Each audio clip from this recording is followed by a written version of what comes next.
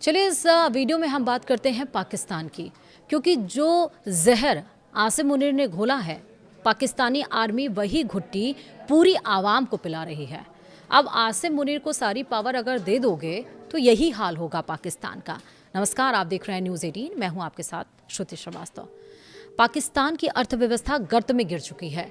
बलूचिस्तान और पीओके में विद्रोह की आग सुलग रही है। इन हालातों से बौखलाए फौजी जनरलों ने फिर से काफिर का कार्ड खेलना शुरू कर दिया है। ये है असल वजह।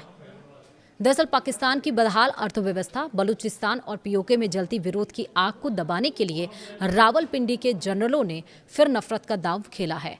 पाकिस्तानी सेना के फील्ड मार्शल आसिम मुनीर ने काफिर और टू नेशन थ्योरी का जो जहरीला पाठ पढ़ाया था, अब पूरी फौज अपनी जनता को वही घुट्टी पिलाने में लगी है।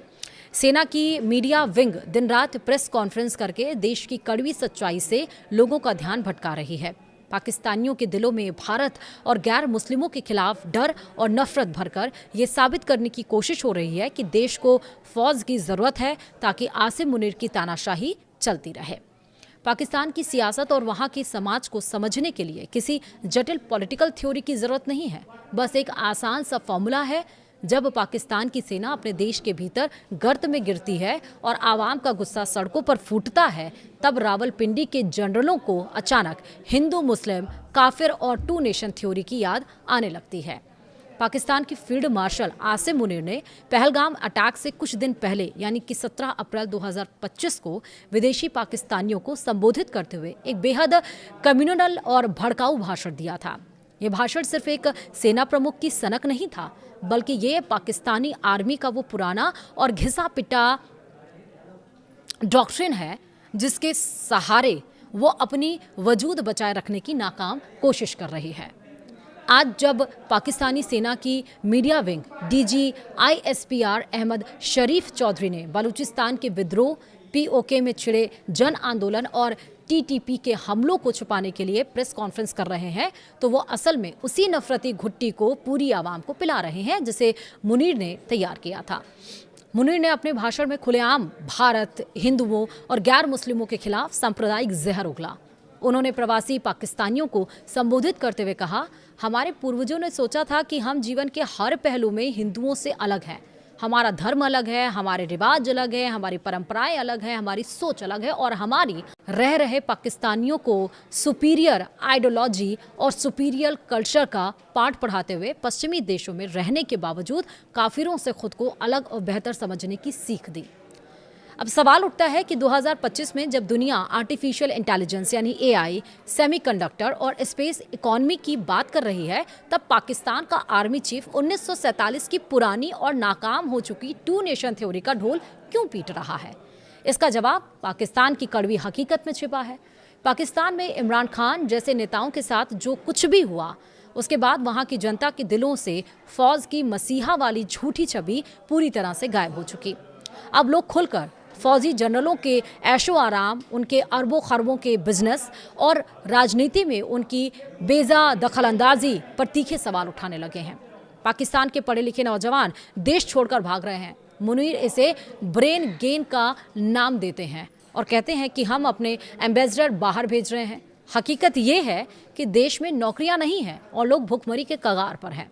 बलूचिस्तान में BLA यानी कि और BLF ने फौजी दस्तों की नाक में दम कर रखा है। वहीं पाकिस्तान के कब्जे वाले कश्मीर यानी कि POK में लोग आटा, बिजली और आज़ादी के लिए सड़कों पर हैं और सेना के खिलाफ हिंसक प्रदर्शन कर रहे हैं। जब फौज के पास अपनी आवाम को देने के लिए ना रोटी हो, ना रोजगार और ना ही सुरक्षा, तो वो धर्म का अफीम बांटना शुरू कर देती है। मुनीर की ये इस्लाम अफीम वाली डॉक्ट्रिन जनता को ये एहसास कराने की कोशिश है कि भले ही तुम भूखे मरो, लेकिन याद रखो कि तुम हिंदुओं से सुपीरियर हो और फौजी तुम्हारी मसीहा है। आसिम मुनीर के इस भाषण के बाद से पाकिस्तानी सेना का मीडिया विंग दिन रात इसी स्क्रिप्ट को दोहरा रहा है। जब भी बलूचिस्तान में बलोच फाइटर्स किसी फौजी काफिले को निशाना बनाते हैं या POK में पाकिस्तानी फौज के खिलाफ नारे लगाते हैं, तो DG ISPR तुरंत कैमरे के सामने आकर इसे काफिरों की साजिश बता देते हैं और बिना सबूत दिए भारत की तरफ उंगली उठा देते हैं। मुनीर ने बलूचिस्तान के विद्रोहियों को चुनौती देते हुए कहा था, तुम 1500 बंदे सोचते हो कि बलूचिस्तान को हमसे छीन लोगे? हमारी अगली 10-10 नस्लें भी इसे नहीं ले सकती। मतलब तुम्हारी अगली 10-10 नस्लें भी इसे नहीं ले सकती। आज की हकीकत से मुनीर को जवाब मिल गया। 1500 विद्रोही नहीं बल्कि बलूचिस्तान की पूरी आवाम फौज के अत्याचारों से तंग आ चुकी है और मुनीर सेना को मार मार कर आधा कर दिया है। जब डीजी आईएसपीआर मीडिया में आकर फितना अल हिंदुस्तान जैसी भारी भरकम शब्द उछालते हैं तो उनका मकसद बलूचिस्तान में सेना द्वारा किए जा रहे मानवाधिकार उल्लंघनों, फर्जी मुठभेड़ों और गायब किए जा रहे नौजवानों के मुद्दे से दुनिया का ध्यान भटकाना होता है। पाकिस्तानी फौज का ये पुराना खेल अब खत्म होने की कगार पर है। पाकिस्तानी सेना ने 1947 से लेकर आज तक अपनी आवाम को सिर्फ एक ही पाठ पढ़ाया, भारत हमारा दुश्मन है और इस्लाम खतरे में है। लेकिन आज की डिजिटल दुनिया में पाकिस्तान का आम नागरिक ये देख रहा है कि भारत आर्थिक और वैज्ञानिक मोर्चे पर कहां पहुंच चुका है, जबकि उनका अपना देश IMF के कर्ज और फौज की तानाशाही के तले दबा हुआ है। पाकिस्तानी सेना के पास भविष्य का कोई रोड मैप नहीं है। वो आज भी 80 साल पुरानी नफरत और धार्मिक कट्टरता की बैसाखियां पर टिका है। धर्म और काफिर का पाठ पढ़ाकर पाकिस्तानी सेना अपनी हैवानियत, करप्शन और नाकामियों को छुपाने की कोशिश तो कर रही है, लेकिन सच ये है कि ये कम्युनल कार्ड अब एक्सपायर हो चुका है। जब आवाम के पेट में रोटी नहीं होती तो जनरलों के खोखले भाषण ज़्यादा दिन तक क्रांति या सब्र का कारण नहीं बन सकते हैं। तो अब देखना होगा कि जो काफिर का पाठ 2 नेशन थ्योरी पढ़ाई जा रही है वो सड़कों पर उतरी आवाम के मस्तिष्क में कितना बैठती है या ये विद्रोह जारी रहता है।